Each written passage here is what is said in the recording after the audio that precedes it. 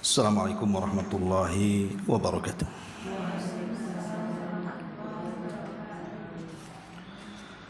Alhamdulillah wassalatu wassalamu ala rasulillah wa ala alihi wa sahbihi wa mawalah wa la hawla wa la quwata illa billahi wa ba'du. Alhamdulillah, segala puja dan puji hanya milik Allah subhanahu wa ta'ala. Salawat dan iringan salam kita hadiahkan kepada Rasul kita Nabi besar Muhammad sallallahu alaihi wasallam. Dan kita teruskan kajian kita masih membahas Siratul Mustafa alaihi salatu wassalam. Dan kita masuk pada permulaan hijrah Rasul sallallahu alaihi wasallam. Ma'asyiral muslimat yang dimuliakan Allah subhanahu wa ta'ala,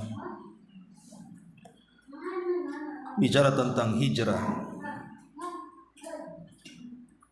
tentu yang kita akan kisahkan adalah akhtar al-hijrati, sebahaya-bahaya hijrah yang pernah dilalui seorang nabi. Karena hijrahnya Nabi SAW jauh lebih bahaya dibandingkan hijrahnya Nabi Allah Ibrahim alaihi salatu wassalam dari Irak ke Palestina, atau hijrahnya Nabi Lut alaihi salatu wassalam, atau hijrahnya Nabi Musa alaihi salatu wassalam dari Mesir menuju Madian. Yang jelas bahwa hijrah yang dilakukan Nabi SAW jauh lebih bahaya dibandingkan hijrah para nabi sebelumnya. Tetapi hijrah ini pula yang nantinya akan mengubah gambaran kehidupan kaum muslimin, yang selama ini mereka diperbudak, maka mereka punya kemerdekaan.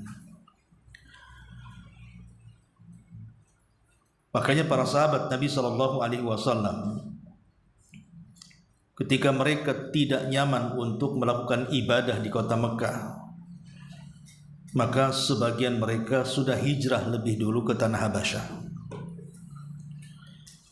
Bahkan sekelas Abu Bakar Siddiq radhiyallahu an, yang memiliki wibawa dan kemuliaan di tengah-tengah Quraisy, tidak luput dari gangguan orang-orang Quraisy. Sampai satu hari Abu Bakar juga pernah hampir melakukan hijrah. Jadi dia membawa unta dengan segenap perbekalannya. Ketika sampai di perbatasan Mekah, dia dihadang oleh seorang musyrik tetapi orangnya baik. Kemudian menjaga Abu Bakar dan mengatakan bahwa orang sepertimu tidak layak keluar dan tidak layak dikeluarkan.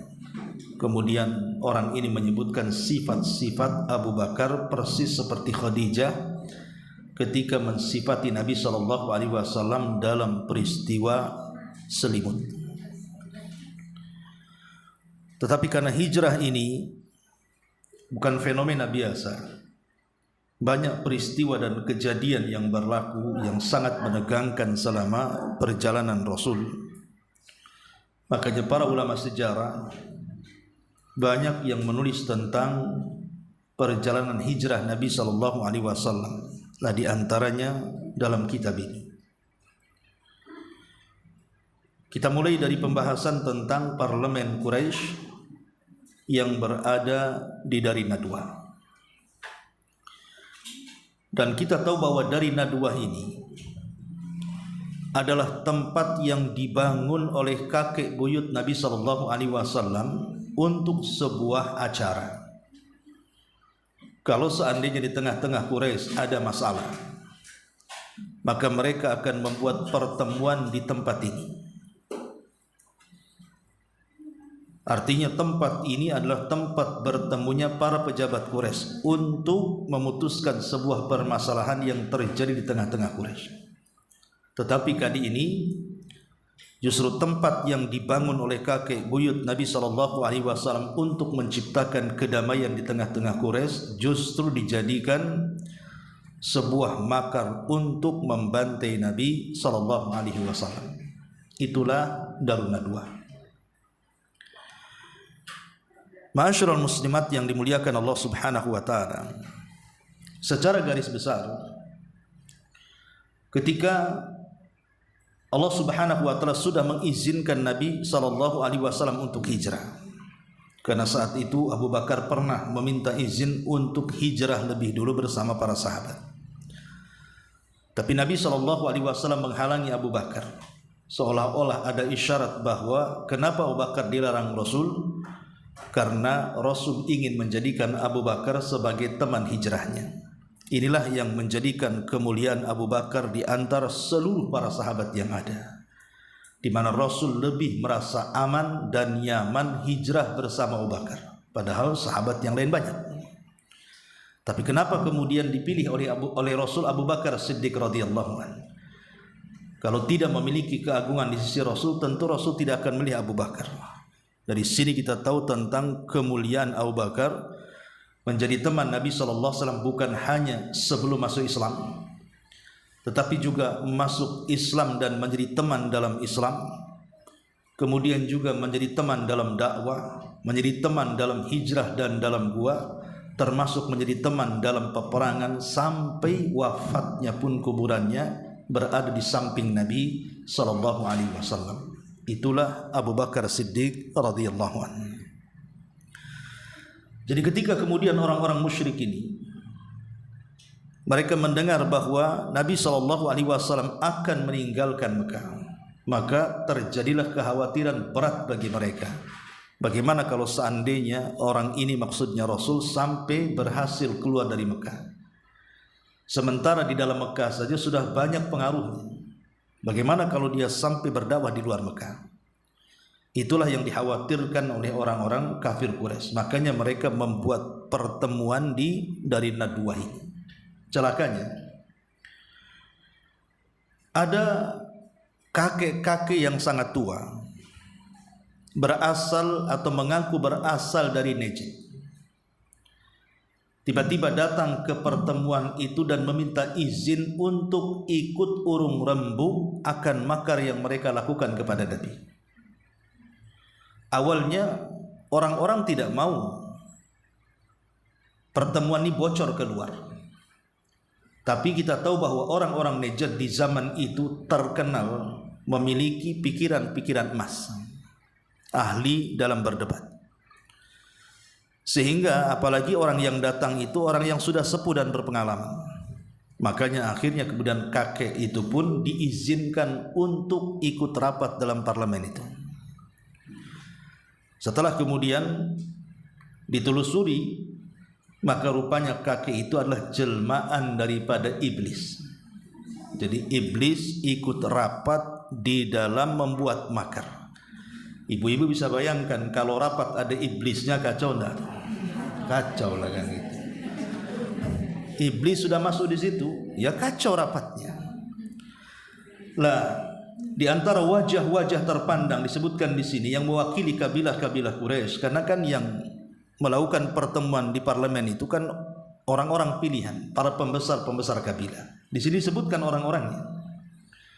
Tentu yang pertama di sini adalah Abu Jahal ibn Hisham, atau dikenal dengan Fir'aunnya umat ini. Kata Nabi SAW bahwa Fir'aunnya umat ini adalah Abu Jahal. Sebenarnya Abu Jahal ini adalah tokoh yang memiliki karismatik yang luar biasa di tengah-tengah Quraisy, karena setiap untayan katanya itu penuh dengan hikmah. Makanya orang-orang Quraisy itu menjuluki Abu Jahal sebagai Abul Hakam. Mereka memanggil Abu Jahal itu dengan sebutan Abul Hakam, namanya Amr ibn Hisham. Adapun yang menjuluki Abul Hakam sebagai Abu Jahal ini adalah Nabi. Jadi Nabi SAW yang memberi gelar kepada Amr ibn Hisham alias Abul Hakam dengan sebutan Abu Jahal. Kenapa? Karena kejahilan dia menolak hidayah. Maka disebut Abu Jahal, bapaknya kebodohan. Karena bodoh ketika harusnya mendapatkan hidayah dengan kehadiran Rasul, justru dia manusia yang pertama menentang akan dakwah Rasul.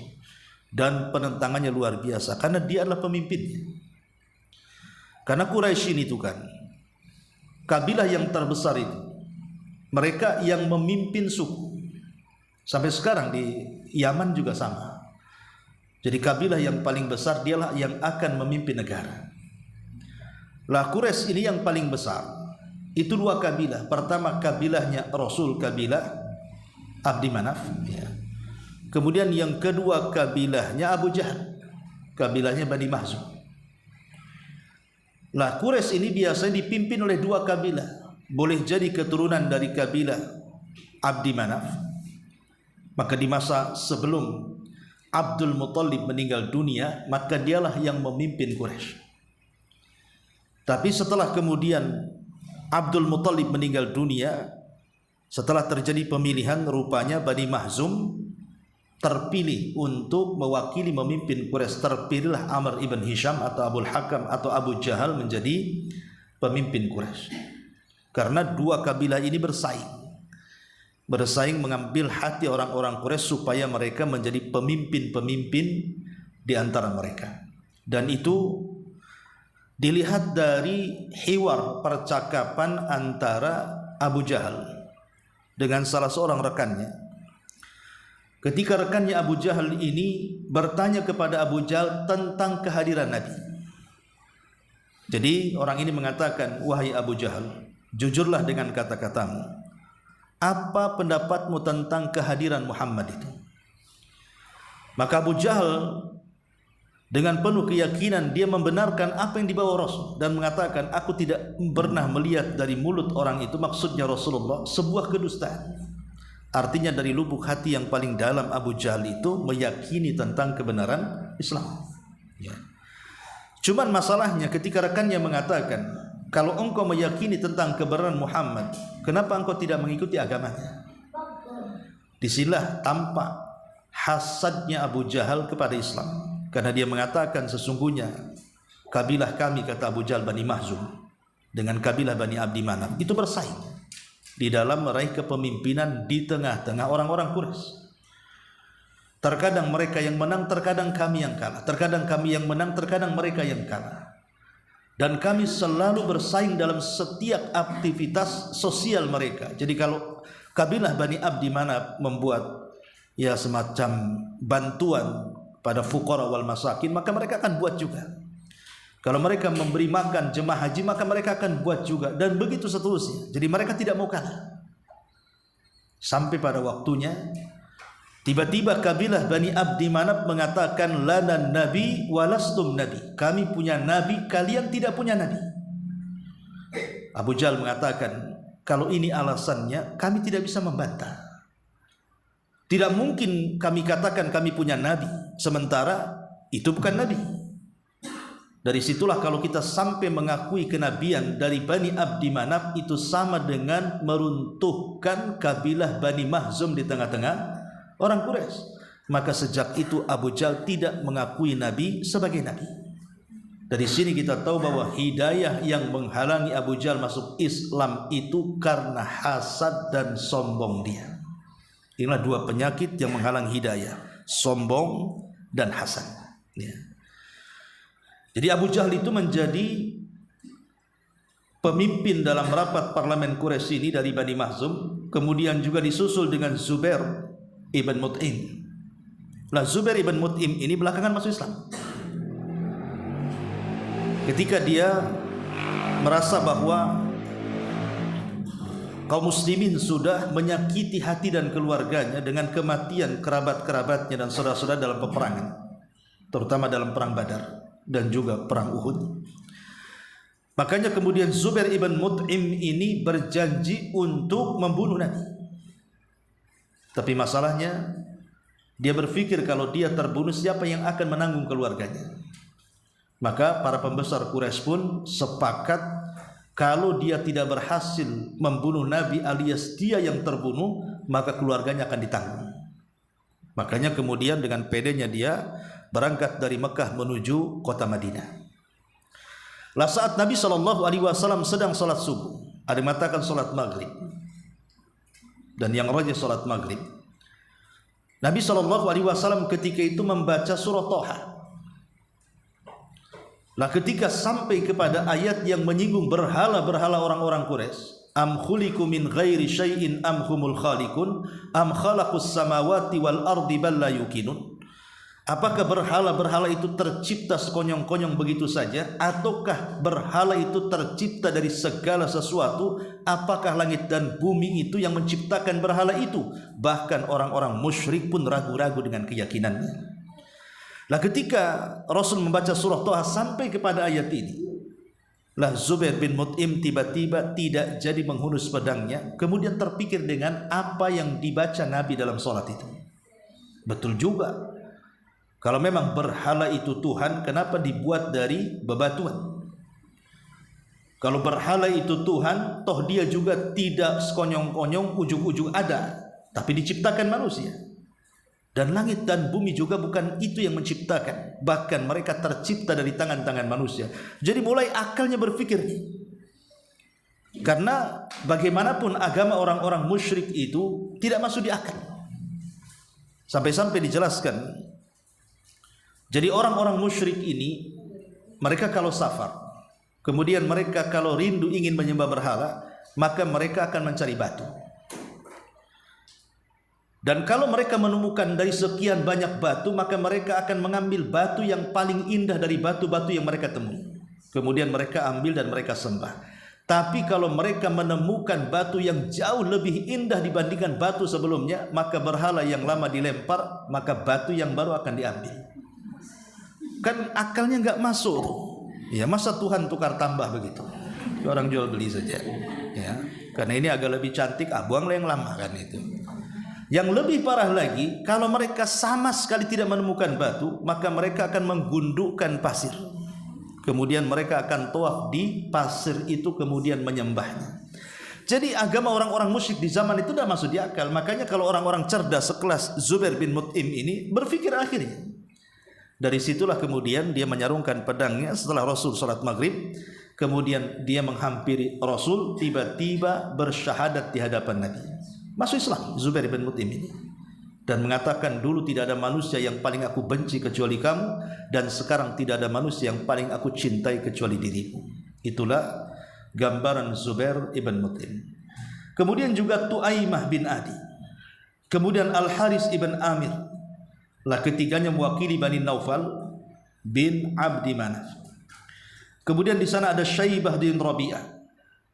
Kemudian ada Utbah bin Rabi'ah, yang kelak dua orang ini akan melakukan mubarazah dalam perang Badar, adu tanding dengan tentara kaum muslimin, dan dimenangkan oleh Ali bin Abi Thalib, Ja'far bin Abi Thalib, dan seorang sahabat lainnya.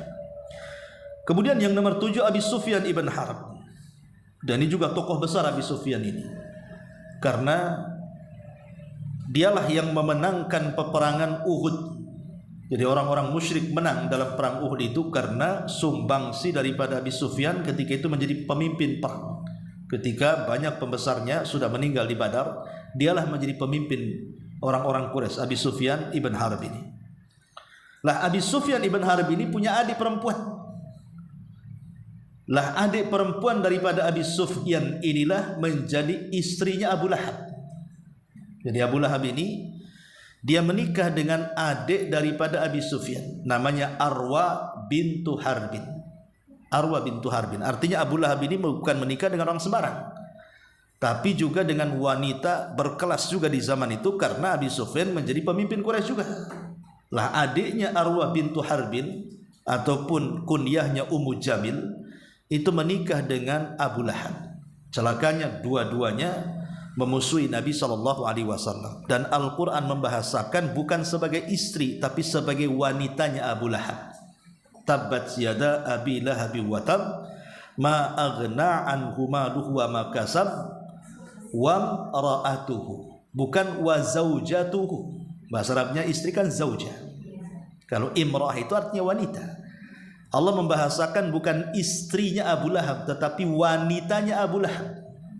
Kenapa coba disebut wanitanya Abu Lahab? Ulama mengatakan sebab kalimat zaujah itu identik dengan sakinah, mawaddah, dan rahmah. Kalau suami istri itu identik dengan sakinah, mawaddah, warahmah. Tapi ketika Al-Quran membahasakan dengan imra'atuhu, wanitanya Abu Lahab, menunjukkan rumah tangga Abu Lahab saja bermasalah. Di dalam rumahnya itu bermasalah. Ya, makanya lihat bahasa Quran ketika istri-istri para nabi tidak dikatakan zaujah tapi dikatakan imra'ah, itu rata-rata bermasalah. Contoh Allah mengatakan, wa daraballahu mathalan lilladzina kafaru imra'ata Nuhin wa imra'ata Lut. Dan Allah berikan permisalan wanita-wanita dari orang-orang kafir. Itulah wanitanya Nuh dan wanitanya Lut. Allah tidak mengatakan istrinya Nuh, padahal keduanya istrinya. Tapi Al-Quran tidak membahasakan kalimat istri, tapi membahasakan kalimat wanita. Kenapa? Karena dua wanita ini percontohan wanita kafir. Padahal dua-duanya istri Nabi. Nuh seorang nabi, Lut juga seorang nabi, tapi dua wanita itu justru berkhianat kepada kedua suaminya yang saleh itu. Lah ketika dalam rumah tangga itu tidak ada sakinah, mawaddah dan rahmat, inilah yang menjadikan kenapa Abu Jahal dan Arwah bintu Harbin istrinya itu memerangi Nabi SAW, karena di rumahnya saja sudah tidak sakinah, maka keduanya justru menjadi musuh Nabi SAW. Itulah adik daripada Abi Sufyan ibn Harb. Kemudian yang nomor 8, An-Nadhr bin Al-Haris, mewakili dari Bani Ad-Dar. Kalau Abi Sufyan mewakili dari Bani Syams bin Abdi Manaf. Kemudian Abu Bukhturi bin Hisham. Kemudian juga yang nomor 10, Jam'ah bin Al-Aswad. Kemudian yang nomor 11, Hakim ibn Hizam, yang nanti akan masuk Islam juga. Ketiganya mewakili Bani Asad bin Abdi Uzza. Kemudian di sana ada Nubaih bin Al-Hajjaj, kemudian Munabbih bin Al-Hajjaj, keduanya mewakili Bani Sahm, dan yang terakhir Umayyah ibn Khalaf mewakili Bani Jum'ah. Dia ada Umayyah bin Khalaf ini tuan daripada Bilal bin Rabah. Jadi dialah yang menyiksa Bilal ibn Rabah, Umayyah bin Khalaf ini. Dan Umayyah bin Khalaf ini termasuk kompornya orang-orang Quraisy. Jadi orang yang paling memusuhi Nabi sallallahu alaihi wasallam. Lah inilah 14 manusia yang berkumpul di dari Nadwa. Lah saat mereka berkumpul itulah tadi saya katakan, tiba-tiba datang orang tua renta mengaku dari tokoh Najd. Karena disebut kata Najd saja mereka sudah senang dan bahagia karena tokohnya langsung yang turun. Berarti kan mereka didukung oleh kabilah-kabilah besar yang lainnya seperti Najd, dan Najd terkenal orangnya cerdas-cerdas, ya. Dan pembuat makar. Makanya kemudian mereka mempersilahkan si kakek tua itu untuk masuk. Rupanya kakek tua itu adalah jelmaan daripada iblis tadi. Iblis ikut rapat, ya. Lah kemudian di sini mulailah ketika rapat itu dimulai. Disinilah terjadi banyak dialog, banyak pendapat dari masing-masing kepala kabilah. Apa kira-kira yang layak untuk dilakukan kepada Nabi Shallallahu Alaihi Wasallam? Makanya disebutkan di sini diantaranya adalah pendapat Abul Aswad. Dia berkata, apa kata dia? Kita usir saja dia dari tengah-tengah kita dan kita asingkan dari negara kita ini. Kita tidak akan ambil peduli kemana dia pergi dan apa kiranya terjadi terhadap dirinya. Mau hidup mau mati terserah, yang penting jangan ada di tengah-tengah kita. Ini kata Abul Aswad. Dia mengatakan sebaiknya kita usir saja. Jadi mereka sudah merencanakan pengusiran. Dan memang begitu para nabi dan rasul sebelumnya. Seperti umpamanya lihat kaumnya Lut alaihi salam. Mereka mengatakan keluarkan Lut dari negeri kita. Jadi para nabi itu banyak yang dirongrong dengan pengusiran-pengusiran. Nah, salah satunya Nabi Shallallahu Alaihi Wasallam di sini menurut pendapat Abul Aswad kita usir saja dia. Tidak usah lagi dia bertempat tinggal di tanah kelahirannya. Mau mati mau hidup terserah dia. Yang penting jangan ada di tengah-tengah kita. Tetapi pendapat ini dibantah oleh iblis yang menyamar si kakek tua tadi. Apa kata si kakek tua tadi? Demi Allah, tidak demikian, ini bukanlah pendapat yang tepat. Bukankah kalian sudah mengetahui betapa indah gaya bicara orang itu? betapa manis ucapannya, dan betapa kemampuannya menguasai hati manusia dengan ajaran yang dibawanya. Kalian sudah tahu semuanya. Kalau seandainya dibiarkan dia keluar berdakwah di tempat lain, banyak yang akan terpengaruh. Saya enggak setuju, kata si iblis tadi. Akhirnya kemudian berdirilah tokoh yang lainnya. Di sini disebutkan Abu Al-Bukhturi.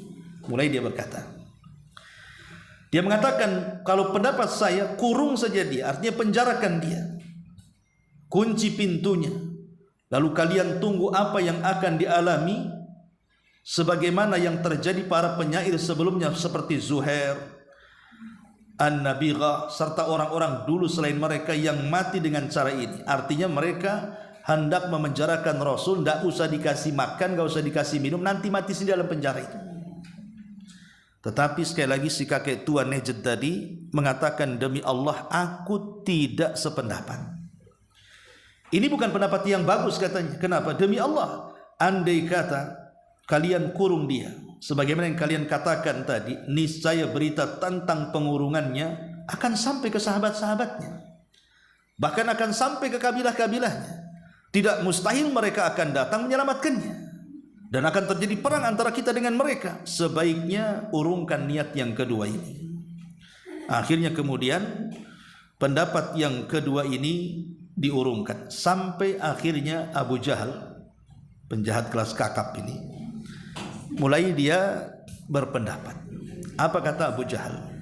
Aku berpendapat bahwa kita harus memilih dari setiap kabilah seorang pemuda yang gagah berani dan bernasab baik sebagai perantara kita. Kemudian kita berikan kepada masing-masing mereka pedang yang tajam, lalu mereka arahkan kepadanya untuk menebas secara serentak. Paling tinggi, kalaupun seandainya dia mati, dia tidak mungkin akan melawan banyaknya kabilah di hadapan mereka Bani Hashim. Pasti ujung-ujungnya apa? Bayar diat. Kalau itu yang mereka mau, kita bayar diat 100 ekor unta. Tiba-tiba kemudian entah kenapa si kakek tua iblis itu langsung kemudian berdiri dan mengatakan, aku setuju dengan pendapat Abu Jahal. Bayangkan, iblis ikut Abu Jahal, ya kan? Ini bukan Abu Jahal ikut iblis, si iblisnya boleh ikut Abu Jahal. Makanya dia lebih Fir'aun daripada Fir'aun tuh si Abu Jahal, ya.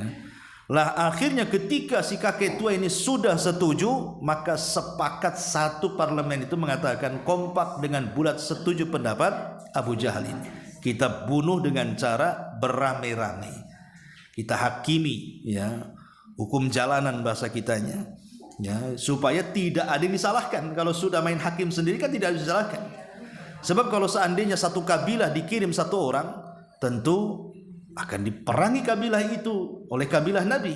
Tapi kalau semua kabilah, tentu Bani Hashim akan mikir ini lawannya berat. Paling ujung-ujungnya mereka minta bayaran diat. Kita kasihlah 100 ekor unta, selesai urusan katanya. Lah dari sinilah maka rencana itu mulai mereka buat. Tapi sekali lagi Allah katakan, wa makaru makran wa makarna makran wallahu khairul makirin. Mereka manusia boleh membuat makar, tapi Allah punya makar, dan sebaik-baik makar adalah makar Allah Subhanahu wa taala. Kemudian berikutnya, tatkala keputusan keji ini untuk membunuh Nabi sallallahu alaihi wasallam telah diambil sebagai putusan, mulailah mereka merencanakan mengambil banyak anak-anak muda yang tangguh, yang gagah. Kemudian anak-anak muda ini diserahi pedang masing-masing. Untuk apa? Membunuh Nabi sallallahu alaihi wasallam. Lah tentu rencana mereka, karena mereka merencanakan sebuah kejahatan kepada nabinya, tentu Allah Subhanahu wa taala tidak akan membiarkan nabinya celaka. Man 'ada li waliyan faqad adzantuhu bil harbi. Siapapun yang memusuhi wali-waliku, kata Allah, maka dia telah mengumandangkan perang kepadaku. Kalau wali Allah saja selain nabi akan ditolong kalau disakiti, bagaimana pula nabinya? Makanya Allah Subhanahu wa taala ketika itu mengirim Jibril untuk memberitakan tentang makar mereka. Maka turunlah surah Al-Anfal. Wa idh yamkuru bikal ladzina kafaru liyuthbituka aw yaqtuluka aw yukhrijuka wa yamkuruna wa yamkurullah wallahu khairul makirin. Turun surah Al-Anfal di sini. Dan ingatlah ketika mereka membuat makar dalam parlemen itu. Mereka hendak mengusir, mereka hendak membunuh, mereka hendak memenjarakan, dan mereka membuat makar ini dan itu, tetapi Allah sebaik-baik makar. Jadi Nabi SAW sudah tahu rencana itu dari Jibril alaihi salam. Makanya siang-siang bolong yang orang Arab tidak biasa keluar, karena panas yang menyengat kulit-kulit di masa itu. Jarang ada orang Arab itu keluar di waktu zuhur, saking panasnya. Kecuali orang yang genting ada masalah saja mereka keluar itu. Makanya Nabi SAW langsung keluar di waktu manusia jarang keluar, dan menunjukkan ada sesuatu tuh, karena keluar di saat manusia tidak pernah keluar di jam-jam itu. Rupanya Nabi SAW menemui siapa? Menemui Abu Bakar Siddiq radhiyallahu anhu. Ya, kagetlah Abu Bakar, kenapa di siang hari bolong Rasul datang? Dan ketika Nabi SAW sudah berhadapan dengan Abu Bakar, kan di ruangan itu ada dua putri Abu Bakar, Asma dan Aisyah. Maka Rasul mengatakan, wahai Abu Bakar, sebaiknya kedua putrimu suruh pergi, karena saya ingin bicara empat mata, ini genting dan sangat penting. Tapi Abu Bakar memastikan Rasul, karena ketika itu kan belum menikah dengan Aisyah. Ya, Aisyah masih kecil, Asma juga masih kecil. Dan Asma itu waktu itu sudah menikah dengan Zubair dan sedang hamil. Ya. Jadi Abu Bakar mengatakan kepada Nabi SAW, jangan khawatir dengan kedua putriku ini, mereka bisa dipercaya, bicaralah. Maka Nabi SAW langsung mengatakan kepada Abu Bakar, ya Aba Bakrin, innallaha qad adzina li bil hijrah. Wahai Abu Bakar, barusan Allah sudah memberikan instruksi kepadaku, aku sudah diizinkan hijrah. Ketika mendengar ucapan itu, tiba-tiba kemudian Abu Bakar Siddiq menawarkan dirinya dan mengatakan, as-suhbatu suhbatu ya Rasulullah. Rasul, izinkan aku menemanimu, boleh? Maka Rasul mengatakan, as-suhbatu suhbatu ya Aba Bakrin. Baik, engkau akan menjadi temanku dalam hijrah. Ketika itulah tiba-tiba Abu Bakar menangis saking bahagianya. Padahal dia tahu ini bukan hijrah biasa. Ini hijrah menyerahkan nyawa. Ini sebahaya-bahaya hijrah. Tapi karena hijrah bersama Rasul, itulah menjadikan semua ketakutan Abu Bakar berubah menjadi sebuah kebahagiaan. Kata Aisyah ketika memandang ayahnya, dia mengatakan, demi Allah, aku tidak pernah melihat ada orang bahagia bisa menangis kecuali ketika aku melihat ayahku. Dan ada orang yang saking bahagianya menangis, kan ada. Ya, umpamanya ibu ini sudah lama nggak ketemu anaknya, tahu-tahu di prank pula sama anaknya, datang tiba-tiba kan, itu kan kayak di konten-konten YouTube itu kan, itu kan sampai nangis orang tuanya. Nangis kenapa? Kan bahagia kan. Jadi bukan mustahil orang bahagia itu bisa menangis. Nah, seperti Abu Bakar Siddiq di sini.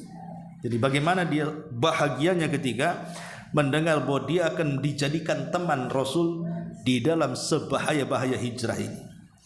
Nah, setelah kemudian Nabi SAW merencanakan dengan Abu Bakar dengan sangat matang tentang siapa nanti yang akan menjadi penunjuk jalan, macam mana siasat perjalanannya, pokoknya betul-betul dengan rapi. Dan inilah sebagai dalil tentang apa? Pentingnya akhdhu bil asbab.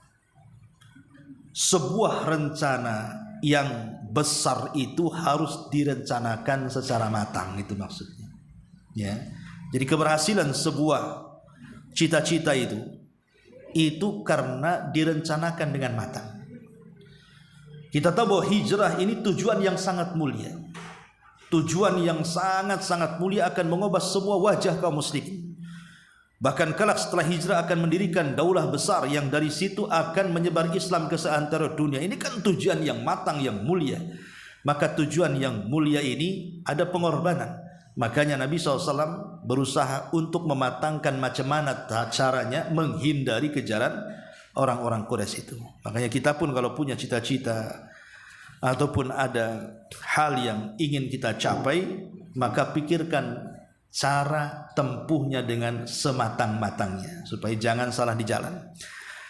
Lah disitulah Nabi SAW melibatkan semua keluarga Abu Bakar, seolah-olah hijrah ini pahalanya hanya milik keluarga Abu Bakar, karena tidak ada keluarga lain yang terlibat masalahnya. Jadi yang terlibat dalam hijrah itu semua keluarga Abu Bakar kecuali satu yang di luar keluarga Abu Bakar. Siapa? Ali. Ya, selain Ali, semua keluarga Abu Bakar. Pertama yang terlibat di situ adalah Asma. Asma bintu Abi Bakar, suami daripada Zubair, istri daripada Zubair ibn Awam. Zubair ibn Awam menikah dengan Asma, lahirlah Abdullah ibn Zubair. Itulah bayi yang pertama lahir pasca hijrah dari kalangan muhajirin, dari kalangan orang Ansar, Nuaim ibn Bashir. Lah, Asma ini diberikan tugas oleh ayahnya untuk mengantar makanan selama 3 hari berturut-turut. Makanya Asma disebut wanita dzu niqataini, pemilik 2 kantong. Ya, karena dia mengantongi 2 makanan di pinggul kiri kanannya. Satu untuk ayahnya dan satu untuk Nabi. Maka disebut dziniqataini, karena pemilik 2 kantong makanan tadi. Bayangkan Asma ketika itu sedang hamil. Sementara jarak dari rumah Abu Bakar ke Gua Thur itu 5 km. Jauh, dari Mekah ke Gua Thur kan 5 km. Ya, ibu yang sudah umrah tahulah. Kalau baca di situ kan ada 5 km itu dari Mekah, ya. Jadi sejauh itu Asma yang sedang hamil berjalan kaki, itu pun di malam hari. Kalau di siang hari kan ketahuan. Betapa perjuangan seorang wanita namanya Asma binti Abi Bakar ini luar biasa. Karena lagi hamil, kemudian di malam hari, dan kalau sampai ketahuan, tahulah risikonya. Berarti dari sini kita tahu bahwa dalam hijrah juga terlibat kaum wanita di sini. Terlibat Asma binti Abi Bakar. Kemudian yang kedua, dari keluarga Abu Bakar yang terlibat adalah Abdullah ibnu Abi Bakar. Abdullah ibn Abi Bakar juga terlibat sebagai informan. Jadi apapun gerak-gerik orang-orang Quraisy, maka dia harus segera menghabarkan kepada Rasul dan Abu Bakar yang sedang sembunyi itu. Dan itu sangat berat sekali. Karena makanya kalau lihat intel-intel kepolisian itu kan mukanya aja nggak nampak gitu. Ada yang gondrong, ada yang pura-pura jadi jual cendol kan gitu ya. Macam-macam kayak orang gila, namanya intel ya harus orang jangan tahu dia intel lah kan gitu. Kan berat tugas intel itu. Nah, jadi itulah tugasnya Abdullah ibn Abi Bakar menjadi intel, supaya selama 3 hari bersembunyi itu bagaimana habar-habar yang terjadi dari pencarian orang-orang Quraisy kepada Nabi itu Rasul harus tahu, supaya sebelum mereka bergerak, mereka sudah bergerak duluan. Ya, itulah fungsinya intel. Kemudian juga yang ketiga, budaknya Abu Bakar yang dimerdekakan namanya Abdullah ibn Fuhairah. Abdullah ibn Fuhairah ini ditugaskan oleh Abu Bakar untuk menggembala kambing. Jadi kambing-kambingnya dibawa semua tuh. Kita tahu orang Arab kalau memelihara kambing bukan ratusan ribuan kambing itu ya. Kalau 100 saja masih miskin. Kalau kita sudah jadi juragan kambing di sini. Kalau di sana masih miskin lah, ribuan kambingnya. Karena memang kambing di zaman itu menjadi makanan pokok. Ya. Jadi orang Mekah itu makanan pokoknya daging kambing. Kalau Madinah makanan pokoknya gandum dan kurma. Ya, makanya kenapa kemudian Mekah itu diberkahi dagingnya, sementara Madinah itu diberkahi kurmanya. Adapun pemberkahan kepada daging kambing itu berkat doa Ibrahim kepada Mekah, dan keberkahan kurma ajwa, kurma Madinah itu berkat doa Nabi SAW kepada kota Madinah. Jadi yang satu didoakan Ibrahim, yang satu didoakan Nabi. Ya, jadi makanya 2 kota itu menjadi 2 kota haram. Yang satu dimuliakan dengan doanya Ibrahim, yang satu dimuliakan dengan doanya Nabi kita Muhammad sallallahu alaihi wasallam. Tapi khusus kambing Mekah, ya, jangan dikiaskan dengan kambing-kambing yang dipelihara di Tamiang sini. Itu beda, Bu. Gitu. Ibu kalau umroh, ya kan, makan daging kambing di sana, insya Allah beda. Ya, beda, tidak akan menimbulkan penyakit. Padahal orang Arab itu makan kambing hampir setiap hari lah ya. Kalau nggak ketemu kambing malas orang Arab itu makan. Ya, kalau kita kan di sini justru takut ya kalau ketemu kambing. Ya, apalagi usia-usia ibu sudah di atas 40-50 kan. Kalau disodorin sate saja pagi-pagi paling diambil 1 tusuk. Sebab kalau diambil siang 10 tusuk, sore 10 tusuk, malam 10 tusuk, kena tusuk nanti semua. Ya gimana coba? Kambing-kambing di sini nggak sehat masalahnya. Ya. Tapi yang jelas bahwa intinya bahwa Abdullah ibn Fuhairah ini bertugas untuk menggembala kambing. Ada faedah kenapa kemudian Abdullah ibn Fuhairah ini disuruh bawa kambing satu? Karena ya perahan air susunya. Karena susu kambing itu kan memang bagus untuk kesehatan, ya kan? Kemudian yang kedua, untuk menghilangkan jejak kaki. Sebab kalau Nabi SAW dan Abu Bakar berjalan nih, ya, di padang pasir otomatis ada bekas langkah kaki. Sehingga kalau mereka berjalan di depan, nanti bekas langkah kaki Rasul dan Abu Bakar akan dihapus dengan kaki-kaki kambing itu. Ini kan kecerdasan, ya kan? Jadi mereka tidak bisa lagi, tanda-tandanya sudah hilang di situ. Nggak ada Nabi, nggak ada Abu Bakar, semua kaki kambing. Nggak ada di sini kan itu.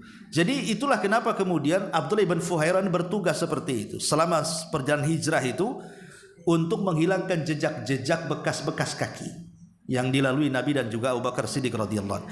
Kemudian juga ini di antara yang berkaitan dengan keluarga Abu Bakar, putrinya Asma, kemudian putranya Abdullah, kemudian mantan budak yang dimerdekakan Abdullah ibn Fuhairah. Dan Abu Bakar pun punya kawan sebagai penunjuk jalan. Ada yang mengatakan dia Yahudi, ada yang mengatakan dia musyrik. Namanya Abdullah ibn Uraikid. Lah Abdullah ibn Uraikid inilah yang menjadi penunjuk jalan saat hijrah.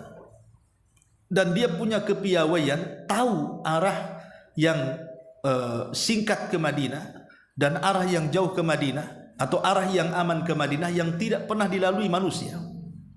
Dan itu juga kecerdasan Abu Bakar, tidak sekedar mengambil penduduk jalan itu orang yang tidak tahu jalan, tapi betul-betul yang tahu jalan. Dan anehnya Allah Subhanahu wa taala memang berikan amanah yang kuat kepada Abdullah ibn Uraikid, walaupun dia musyrik atau mungkin namanya dia Yahudi, tapi dia tidak tergiur dengan hadiah yang ditawarkan oleh Abu Jahal. Bayangkan Abu Jahal menawarkan setiap kepala 100 ekor unta. Jadi kalau mendapatkan 2 kepala Rasul dan Abu Bakar berarti 200 ekor unta. Dan unta itu adalah binatang yang menunjukkan kekayaan di masa itu. Yang banyak untanya berarti dia kaya. Ya, karena segala-galanya itu menggunakan kendaraan unta di zaman itu. Orang safar pakai unta, mahar pakai unta, kemudian kendaraan kesekitaran juga unta. Jadi semua pakai unta. Makanya kenapa Rasul kalau mengibarahkan sebuah kekayaan mesti menyebut-nyebut unta. Contoh umpamanya Nabi SAW mengatakan kepada Ali radhiyallahu anhu, "Wahai Ali, kalau lantaran lisanmu ada satu orang mendapatkan hidayah, maka itu lebih baik daripada unta merah." Yang disebut-sebut unta oleh Nabi.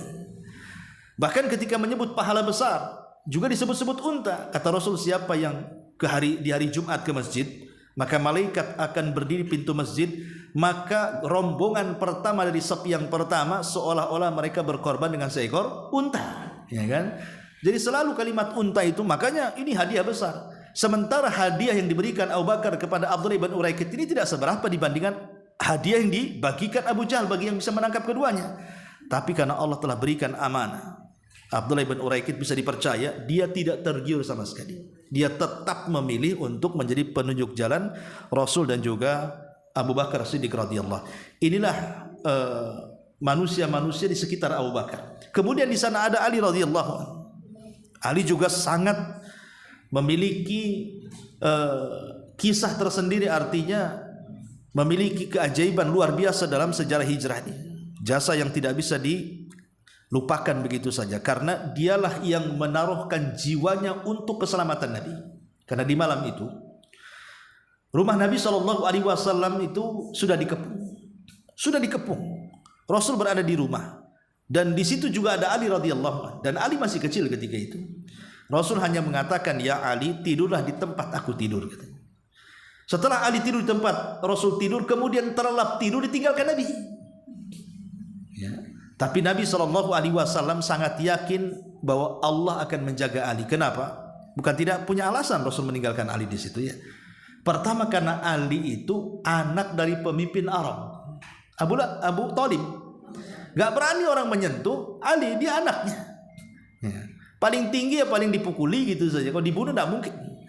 Sehingga dengan keyakinan itulah Rasul SAW menaruh Ali. Yang kedua, karena ada beban di pundak Rasul, di mana barang-barang titipan orang-orang Quraisy itu belum semua dikembalikan. Maka Rasul mengatakan kepada Ali, jangan kau hijrah dulu, hijrahlah belakangan sepeninggalku, dan serahkan barang-barang titipan ini kepada pemiliknya. Dari sini menunjukkan bahwa Nabi itu sebelum diangkat menjadi Nabi atau setelah diangkat menjadi Nabi dan Rasul, tetap dipercaya rumah Khadijah sebagai bank syariah pertama dalam Islam, sebagai penitipan. Karena kan di zaman itu belum ada ATM, ya kan? Orang-orang musyrik itu kalau mau safar ke luar negeri, mau ke Yaman, ke Syam, tidak mungkin mereka menggondol uang sebanyak itu, nanti dirampok di jalan. Atau tidak mungkin meninggalkan uang di rumahnya, nanti dicuri orang. Sehingga mereka harus ada penitipan yang bisa menjaga harta mereka. Sementara uang di zaman itu kan dinar dirham, itu kan uang emas semua sampai perak, lain dengan lembaran di zaman sekarang. Artinya kan itu harta yang luar biasa. Itulah yang kemudian walaupun di satu sisi mereka memerangi Nabi SAW, tapi di sisi lain mereka ada ketergantungan kepada Rasul. Apabila mereka hendak safar, selalu menitipkan barang-barang mereka di rumah Nabi. Makanya kemudian Rasul meminta kepada Ali, jangan ikut hijrah dulu sampai barang titipan orang ini diserahkan kepada pemiliknya. Ya. Kemudian yang ketiga, Rasul yakin dengan kekuatan Allah Subhanahu wa taala, yakin Allah akan melindungi Ali karena telah melindungi Nabi. Jadilah orang-orang yang terlibat dalam hijrah Nabi: Abu Bakar, Asma bintu Abi Bakar, Abdullah ibn Fuhairah, Abdullah ibn Uraikid, kemudian Ali bin Abi Thalib radhiyallahu anhu. 6 orang inilah yang terlibat dalam hijrah Nabi sallallahu alaihi wasallam. Ya. Ma'asyiral muslimat yang dimuliakan Allah Subhanahu wa taala. Tentang blokade di sini terhadap kediaman Nabi sallallahu alaihi wasallam disebutkan di sini tentang orang-orang pilihan yang dipilih oleh orang-orang Quraisy untuk menjadi eksekutor. Jadi banyak sebenarnya anak-anak muda, tapi 11 orang inilah yang terdepan untuk menjadi eksekutor, untuk mengeksekusi Nabi. Pertama, Abu Jahal sendiri turun tangan. Yang kedua, Al-Hakam bin Abil As. Kemudian Uqbah bin Abi Mu'aid. Uqbah bin Abi Mu'aid ini orang yang paling memusuhi Nabi. Uqbah ini, dialah yang meletakkan kotoran di pundak Rasul sementara Rasul sedang sujud. Uqbah ini, ya, bukan tidak ada alasan Uqbah ini kenapa dia sampai berani meletakkan kotoran unta di pundak Rasul saat sujud. Sebenarnya Uqbah bin Abi Mu'aid ini dulunya penggemar Nabi.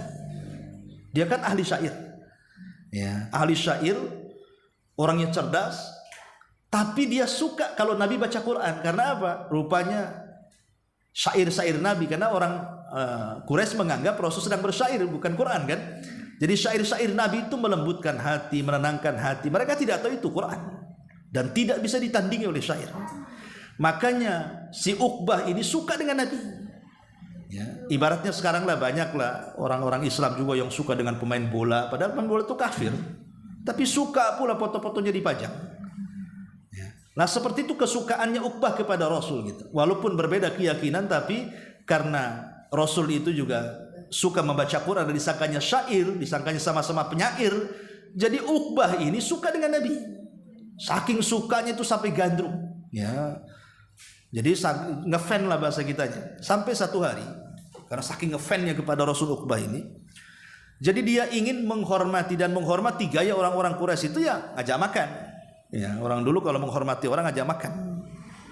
Ya, dan itu paling efektif. Ya, ibu kalau mau dekati orang ngajak makan, itu cepat akrabnya. Tapi kalau kenalan di mana, ya sekilas lupa. Tapi kalau diajak makan 2-3 kali itu udah akrab tuh biasanya. Nah, akhirnya kemudian Uqbah itu memasakkan masakan yang enak. Jadi istrinya itu disuruh masak dengan masakan yang lezat, yang enak, yang banyak, karena mau mengundang idolanya. Padahal masih musyrik itu Uqbah bin Abi Mu'aid. Akhirnya diundang ke rumahnya. Ketika diundang ke rumahnya, satu makanan pun tidak dicicipi Nabi. Dan itu aib. Kalau merasa tidak dimakan itu kan rasanya apa yang salah dengan dia. Kayak kita kalau ada tamu dikasih makan, ada yang disentuhkan, gimana hati kita? Jadi Uqbah ini bertanya, wahai Muhammad, kenapa kau tidak mencicipi makananku? Makan, ini makanan lezat, enak katanya. Kata Nabi SAW, tidak, aku tidak akan menyentuh makanan orang musyrik katanya. Kalau kau ingin ku sentuh makananmu, bersyahadatlah, masuklah ke agamaku katanya. Jadi syaratnya Rasul akan menyentuh makanan kalau si Uqbah ini mengucapkan 2 kalimat syahadat. Rupanya karena dia sudah kalap, ya, daripada kemudian dia terhina karena tidak ada yang disentuh makanannya, terpaksa dia mengucapkan 2 kalimat syahadat, bukan karena masuk Islam, tidak, supaya Nabi mau makan gitu saja, mengucapkan 2 kalimat syahadat. Tapi kan Islam lihat dohir, kalau dia sudah mengucapkan kalimat syahadat, dia sudah masuk Islam berarti kan gitu. Islam kan gak lihat batin. Lah keislaman Uqbah bin Abi Mu'ayt inilah tersebar sampai ke teman akrab dia, ke temannya. Ya, namanya Umayyah ibn Khalaf tadi. Umayyah bin Khalaf itu yang disebut tadi sebagai tuan daripada Bilal itu. Itu teman akrabnya. Uqbah dan Umayyah itu teman akrab. Ya. Jadi Umayyah ini ketika mendengar temannya si Uqbah ini masuk Islam, dia datang ke rumahnya, dimakinya habis. Kenapa kau mengucapkan kalimat itu? Tapi Uqbah mengelak dan mengatakan, tidak, aku tidak bermaksud masuk ke agama Muhammad. Saya mengucapkan kalimat itu supaya dia mau makan gitu. Tapi Umayyah tidak percaya. Walaupun Uqbah ini dengan berbagai macam alasan tetap tidak dipercaya. Sedihlah Uqbah ini. Sebab kalau harus memilih, dia memilih Umayyah. Itulah bahayanya perkawanan, Ibu ya. Bahayanya perkawanan itu di sini. Sudah jelas-jelas Nabi orang baik, dia tidak suka karena memang perkawanan. Makanya dalam Islam itu soal perkawanan sangat-sangat dibahas gitu. Karena agama seseorang juga ditentukan kawannya. Akhirnya kemudian Uqbah sampai merengek, bagaimana caranya supaya aku masih ikut gengmu lah bahasanya gitu ya. Jadi akhirnya Umayyah mensyaratkan, boleh kamu masih ikut menjadi teman-teman kami, syaratnya cuma satu, hinakan si Muhammad. Nah, disinilah ketika itu pula bukti tanda kesetia kawanan Uqbah dengan Umayyah inilah, makanya dia berani sampai meletakkan kotoran di pundak Nabi supaya membuktikan kesetia kawanan. Gara-gara perkawanan seperti ini, makanya turun ayat tentang cerita ini. Nanti pada hari kiamat orang-orang itu akan menyesal, kenapa aku tidak berkawan dengan si Anu, kenapa berkawan si Anu ya. Jadi itulah Uqbah bin Abi Mu'ayt. Makanya ketika dia menghina Rasul dengan sehina-hinanya, meletakkan kotoran di pundak Rasul, ketika terjadi perang Badar, dialah orang yang pertama kali disalib dalam Islam. Jadi terkena tawanan, kemudian digantung di tiang gantungan dan mati di tiang saliban. Dan itu orang yang pertama disalib dalam Islam, si Uqbah bin Abi Mu'ayt ini. Karena musuh besarnya Rasul masalahnya. Orangnya baik, belakangan jadi musuhnya. Kemudian juga di antara eksekutornya adalah An-Nadhr bin Al-Haris, Umayyah ibn Khalaf, Jam'ah bin Al-Aswad, Tuaimah bin Adi, dan Abu Lahab. Bayangkan pamannya sendiri ikut terlibat, si Abu Lahab ini. Kemudian Ubay ibn Khalaf, kemudian Nubaih ibn Al-Hajjaj, dan Munabbih bin Al-Hajjaj saudaranya. Jadi 11 orang inilah yang kepala-kepala yang akan menjadi eksekutor untuk mengeksekusi Nabi. Jadi malam itu orang-orang ini dan yang lain itu bergerak menuju rumah Nabi SAW. Tapi sesampainya di rumah Nabi, rumah itu tertutup dan mereka mengira Rasul sedang tidur. Ingat, sejahat-jahatnya orang-orang jahiliyah, mereka tidak mau membunuh orang yang sedang tidur. Itu aib bagi mereka. Ya, jadi ada aturan juga perang itu. Jadi mereka walaupun mereka jelas-jelas ingin bunuh Nabi, tapi aib bagi mereka itu kalau ujung-ujung mendobrak rumah, tiba-tiba membunuh orang yang sedang tidur. Makanya karena itu sebuah aturan perang mereka menunggu di luar. Sambil si Abu Jahal ini bersyair mengejek-ngejek Rasul supaya kepancing agar keluar. Diteriak-teriak aja di luar rumah. Ya. Supaya Rasul kepancing gitu ya. Ya kayak debt collector mau nagih utang sama ibu lah kan. Kan teriak-teriak di luar kan, ngomong sama tetangganya, itu tidak bayar sama saya, itu lah. Nanti kan ibu keluar juga marah-marah juga kan, tengkarlah di tengah jalan situ. Jadi akhirnya Abu Jahal hanya berteriak-teriak saja, kedengaran kepada Nabi, dan terjadilah saut-sautan di situ. Ya, jadi Abu Jahal mengeluarkan syairnya, Rasul pun mengeluarkan syairnya. Jadi saut-sautan syair dalam rumah. Sampai akhirnya karena Rasul juga tak kunjung keluar. Maka mereka tetap menanti, karena tugas mereka adalah ketika semata-mata pintu itu saja dibuka, maka mereka langsung menebas Rasul beramai-ramai. Itu tujuan mereka. Tapi pintu itu tak kunjung dibuka masalahnya. Ya. Lah Nabi SAW gimana coba Bu? Kalau ibu di posisi Nabi gitu, udah dikepung rumahnya, yang jelas akan dibunuh semua pakai senjata. Sementara di situ cuma 2 orang, Rasul dan anak kecil Ali bin Abi Thalib. Maka yang disebut sebahaya-bahaya hijrah di sini. Karena itu saja sudah dikepung rumahnya. Kalau bukan karena pertolongan Allah Azza wa Jalla, mungkin selamat Nabi di sini. Karena yang ngepung orang ramai di situ. Dan mereka para pembesar Quraisy dan sepakat semua kabilah untuk menyerang beramai-ramai. Tetapi kuasa Allah Subhanahu wa taala berlaku di sini. Ada mukjizat, ya. Di mana Allah Subhanahu wa taala menurunkan ayat Al-Qur'an yang diperintahkan Rasul untuk membacanya. Awal-awal surah Yasin. Allah turunkan awal-awal surah Yasin dari ayat 1 sampai 9. Rasul membaca Yasin wal Qur'anil Hakim sampai kepada wa ja'alna min baini aydihim syaddan wa min khalfihim syaddan fa aghshaynahum fahum la yubsirun. Dan kami adakan di hadapan mereka dinding dan di belakang mereka dinding, dan kami tutup mata mereka sehingga mereka tidak melihat. Terjadi khilaf para ulama sejarah, ya. Ada yang mengatakan bahwa ketika Nabi SAW membaca surah Yasin ayat 1 sampai 9 ini, Rasul mengepal pasir. Ya. Sambil membaca ayat ini, Rasul menebar pasir ke atas. Tiba-tiba setelah pasir ditebar oleh Rasul, datang angin. Dan angin ini yang membawa pasir-pasir sehingga masuk ke mata-mata orang-orang Quraisy yang sedang mengepung rumah itu. Terjadi keajaiban, semata-mata pasir menempel di matanya, langsung terasa kantuk dan tidur. Keajaibannya, ya. Tapi juga ada yang mengatakan bahwa tidak, Rasul SAW tidak menggunakan media apapun, tidak debu, tidak pasir, tidak ada apapun. Rasul hanya membaca ayat ini, dan semata-mata membaca ayat ini terjadi keajaiban. Dan itu kan Allah ala kulli syai'in qadir. Allah atas segala sesuatu maha mampu kan. Bagaimana caranya kita tidak tahu, yang jelas ketika Rasul membaca surah Yasin ini 1 sampai 9 dan sampai kepada ayat wa ja'alna min baini aydihim saddan wa min khalfihim saddan fa aghshaynahum fahum la yubsirun, maka tiba-tiba semua orang-orang yang mengepung tidur, termasuk Abu Jahal juga tidur di situ. Tertidur sampai dijelaskan dalam sirah itu ada yang sampai ngorok di atas batu. Ya, saking ngantuknya nunggu Rasul keluar, kok nggak keluar-keluar kan itu. Kan yang tertidur mereka kan. Tidur jamaah di situ. Ya. Dan ini mukjizat khusus bagi Nabi. Ibu jangan praktekkan. Gitu. Nah, karena ada juga yang mempraktekkan kan. Ini ada razia nih. Mana polisi-polisi ini nanti tak bawa helm, tak bawa SIM, tak bawa ini, motor pinjaman pula. Baca ayat ini supaya polisi tak nampak. Rupanya ditampakkan pula sama polisi. Ya kan, tidak bisa, ayat ini kan hanya khusus bagi Nabi. Ya, jangan dijadikan mantra-mantra perdukunan. Jadi ketika kemudian semua sudah tertidur, disitulah kemudian Ali juga sudah tertidur di situ. Maka Rasulullah SAW keluar dari belakang rumah, kemudian pergi menuju rumah Abu Bakar. Dan rupanya Abu Bakar sudah menunggu. Ya, ada yang mengatakan Rasul sempat mampir ke pasar yang terdekat dari Mekah seolah-olah hendak berpamitan. Kemudian baru ke rumah Abu Bakar, dan Abu Bakar sudah menyediakan 2 ekor unta. Itulah yang satu disebut Qaswa namanya. Ada unta Rasul namanya Qaswa. Itulah yang jadi tunggangan Rasul kelak di Madinah. Karena unta itu pernah ikut hijrah dan menyelamatkan Rasul, namanya Qaswa.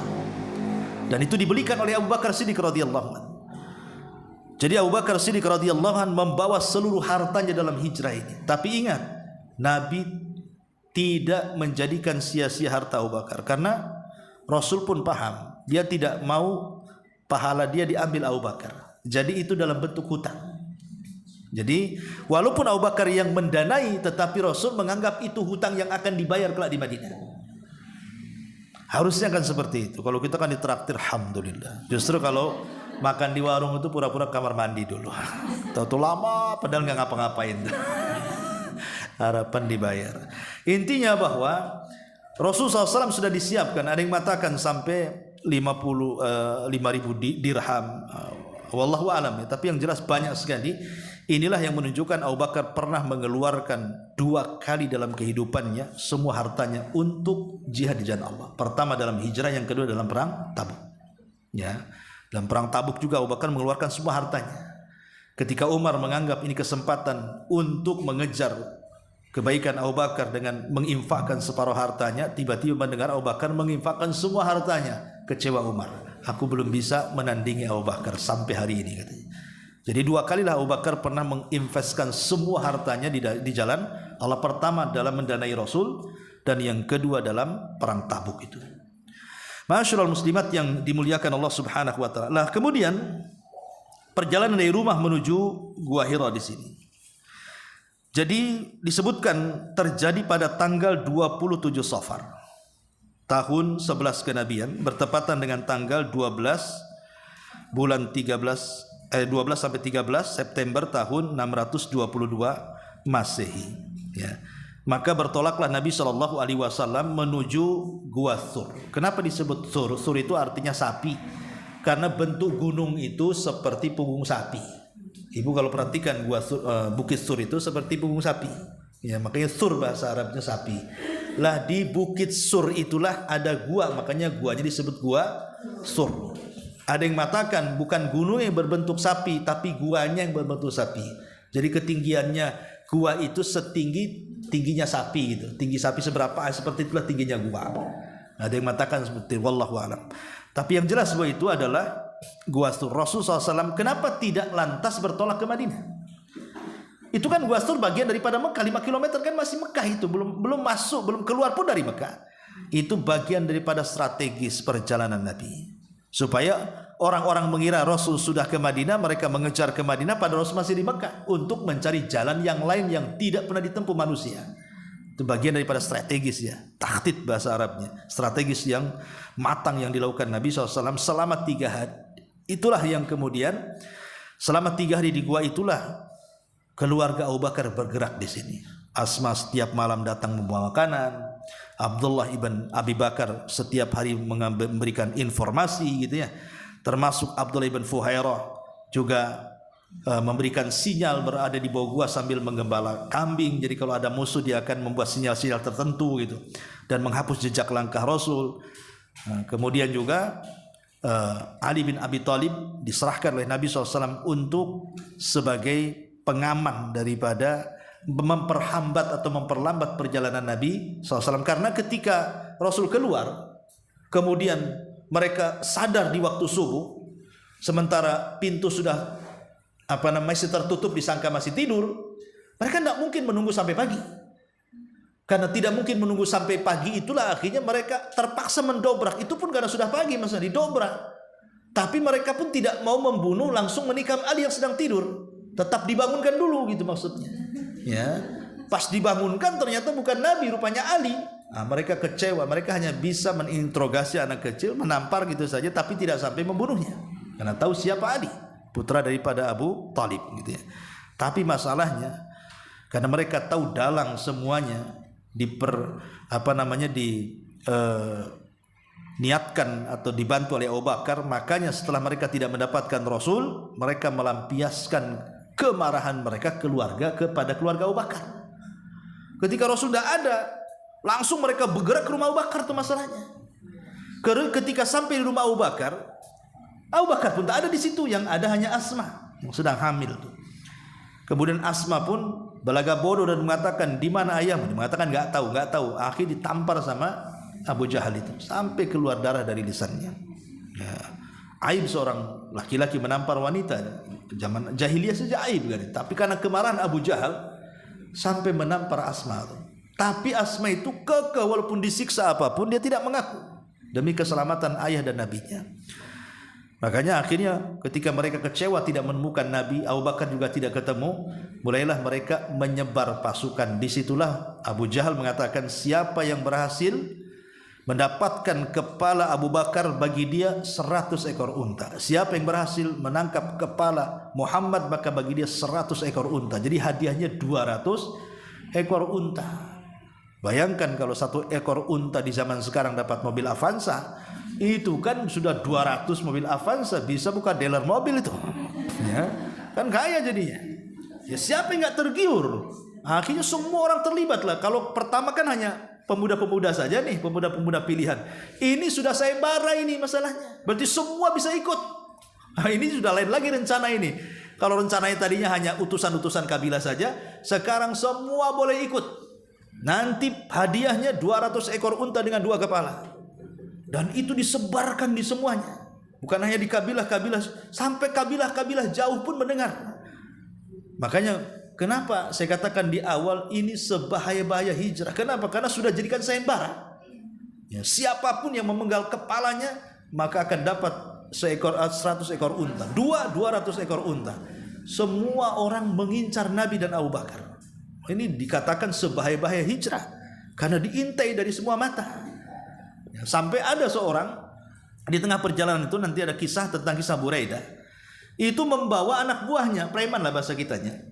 Itu membawa anak buahnya, berhasil mengejar Nabi Buraidah ini. Ketika hampir kemudian perang melawan Nabi, hendak membunuh Nabi dan Abu Bakar, entah macam mana caranya, Nabi SAW mengajak dialog dengan lembutnya, kemudian duduk, kemudian bicara, dibacakan Quran, lembut hati Buraidah ini. Akhirnya masuk Islam, 1 geng masuk Islam. Nah itu diantara ibrah perjalanannya itu. Ketemu Buraidah, semua anak buahnya masuk Islam itu. Dan itu keajaiban hijrah juga. Ya, ketika orang Mekah mengusir dia, di tengah jalan pula justru orang-orang itu justru masuk Islam. Termasuk nanti ada ketemu namanya Ummu Ma'bad. Ummu Ma'bad seorang wanita tua di tengah padang pasir. Ketika Nabi SAW kemudian sampai kehabisan bekalnya, tidak ada lagi yang diminum, tidak ada yang dimakan, Allah takdirkan ketika di tengah hampir putus asa, nemui pula 1 tenda di tengah padang pasir. Rupanya ada seorang nenek tetapi suaminya sedang pergi, namanya Ummu Ma'bad. Ya. Lah di Ummu Ma'bad inilah Rasulullah SAW supaya Ummu Ma'bad menyediakan makan atau minum sebagai jamuan tamu. Karena kan kita tahu orang Arab itu masih ada sifat-sifat memuliakan tamu walaupun di atas kejahiliahannya. Karena itu syariat Ibrahim masalahnya. Jadi Rasul mengatakan, Anda enggak makan dan minuman? Kata Ummu Ma'bad, enggak ada kecuali kambing kurus katanya. Maka Rasulullah SAW menunjukkan mujizatnya, mana kambing itu. Kemudian diusap putingnya sampai gemuk, akhirnya mengeluarkan air susu sampai 1 baskom itu. Setelah 1 baskom, yang pertama kali disuruh minum adalah Ummu Ma'bad, pemilik kambing itu. Karena dia yang punya kambing kan. Ya, kalau posisi kita dulu lah kita yang haus kan. Kalau Rasul enggak ambil. Jadi Ummu Ma'bad suruh minum, dok kenyang. Baru kemudian memilih kepada Abu Bakar, tapi Abu Bakar tak mau. Ya, kata Rasul, "Ishrab ya Abu Bakar," enggak mau. Kata Rasul, "Ishrab ya Abu Bakar," enggak mau. Engkau dulu wahai Rasul. Lihat bagaimana kecintaan Abu Bakar kepada Rasul. Dia tidak mau minum duluan, dia minta kepada Rasul minum duluan. Akhirnya Rasul minum duluan. Subhanallah, kata Abu Bakar, "Walamma ra'aitun nabiyya sallallahu alaihi wasallam yashrab, thumma yashrab hatta rawaituhu," kata Abu Bakar. Ketika aku memandang Rasul minum dan terus minum sampai hilang hausku, bang. Ada orang kayak gitu. Kalau kita yang haus mandang orang ngelak kan gitu ya. Enak kali, kita udah kelak gitu kan. Padahal kita belum minum. Tapi Abu Bakar terbalik.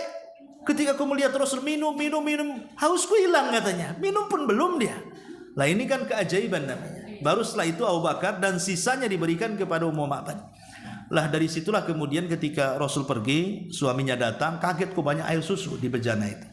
Disitulah Ummu Ma'bad kemudian mensifati tentang orang yang datang ke rumahnya. Makanya kalau kita membaca kitab Syama'ilul Muhammadiyah tentang fisik Nabi, ya, maka tidak ada sifat yang paling lengkap menceritakan fisik Nabi kecuali Ummu Ma'bad kepada suaminya. Jadi dia kisahkan bagaimana orang itu, Nabi itu seperti apa, itu detail sekali Ummu Ma'bad kepada suaminya. Orangnya begini sampai suaminya kebingungan itu. Ada manusia seperti itu. Makanya setelah kemudian Rasul di Madinah, Islam sudah kuat, belakangan Ummu Ma'bad dan suaminya datang kemudian masuk Islam. Ya belakangannya kan itu ya. Ya, sampai kemudian ada namanya kisah Suraqah ibn Malik dalam hijrah, dan tentu banyak kisah-kisah yang lain dalam hijrah. Wallahu alam, sampai di sini dulu. Setelah kita sampai kepada di Gua Thur. Baik, sebelum saya tutup, kalau ada yang bertanya silakan. Enggak ada. Tidak ada, kita terus.